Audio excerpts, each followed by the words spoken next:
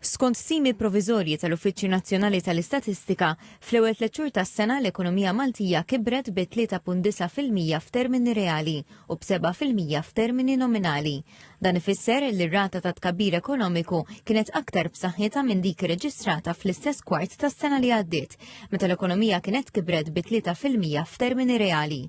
L-Uffiċċju Nazzjonali tal-Istatistika qal li bejn Jannar u Marzu il-prodott domestiku gross ammonta għal madwar 6.2 biljun euro, wara li żdied b'aktar minn 400 miljun euro fuq l-istess perjodu tas-sena li għaddiet. Miċ-ċifri tal-NSO joħroġ li tkabbir ekonomiku kien sostnut prinċiparjament mid-domanda domestika, filwaqt li l-kummerċ barrani wkoll ta' kontribut pożittiv. L-NSO qal li l-akbar kontribut ta' tkabbir ekonomiku kompla ġej mis-settur tas-servizzi, partikolarment mill-qasam finanzjarju u tal-informazzjoni u l-komunikazzjoni. Fost l-oqsma li reġistraw l-akbar attività kien hemm ukoll is-settur diġitali u s-servizzi professjonali.